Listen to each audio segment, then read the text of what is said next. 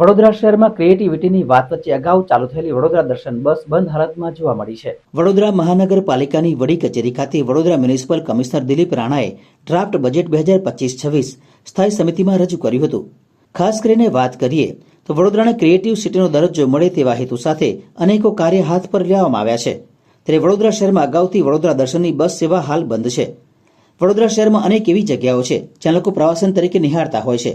ત્યારે વડોદરાના પૂર્વ સાંસદ રંજનબેન ભટ્ટના અનુદાનમાંથી વડોદરા દર્શન નામની એસી વાળી બસ ભેટ સ્વરૂપે આપવામાં આવી હતી, જે ધૂળ ખાઈ રહી છે. ત્યારે આ બસ માત્ર થોડા મહિનામાં જ વડોદરા શહેરમાં દર્શન આપી દીધા બાદ બંધ હાલતમાં જોવા મળી હતી. પૂર્વ સાંસદ રંજનબેન ભટ્ટ દ્વારા વડોદરા કોર્પોરેશનને વર્ષ 2015-16માં આ ભેટ સ્વરૂપે આપવામાં આવી હતી, જેની જાળવણી રાખવામાં પાલિકા તંત્ર નિષ્ફળ નીવડ્યું છે.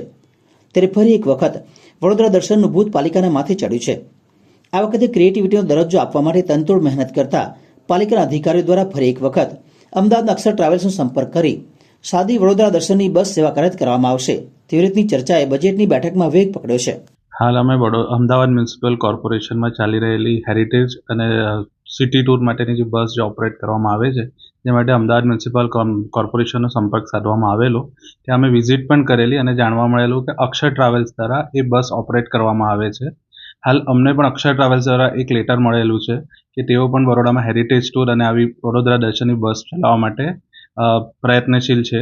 હાલ અમે અક્ષર ટ્રાવેલ્સ જોડે સંકલન કરી રહ્યા છે અને આ બસ વહેલામાં વહેલી તકે ચાલુ થઈ જાય, જે જૂનો રૂટ છે તે પ્લસ બીજા કયા નવા રૂટ એડ કરી શકાય એ રીતના સંકલન કરીને વહેલી તકે ચાલુ કરીશું. કેટલી બસો ચાલુ થશે? હાલ આપણી પાસે એક વડોદરા દર્શનની બસ છે, એ તો ઓપરેટ કરીશું. બાદ અક્ષર ટ્રાવેલ્સ જોડે પણ સંકલન કરીશું અને એ લોકોના કંઈ બીજા સુધારણા હશે, સૂચના હશે, સલાહ સૂચનો હશે, એ પણ લઈને આગળ એક પોલિસી મેટર તરીકે વિચારણા કરીશું. અમારા ત્યાંથી હાલ ટુરિઝમ માટે સજેશન આપ્યું છે, પ્લસ અમારું વડોદરા સ્માર્ટ સિટીનું હેરિટેજ સેલ ડિપાર્ટમેન્ટ છે, જે હેરિટેજ ડેવલપમેન્ટ માટેનું કામ કરે છે. તેઓ પણ હેરિટેજ વોક માટે તૈયારી દર્શાવી રહ્યા છે. હાલ એવું તો કંઈ નથી, પણ અગાઉ આ બસ વિનાયક ટ્રાન્સપોર્ટેશન દ્વારા ઓપરેટ કરવામાં આવતી હતી.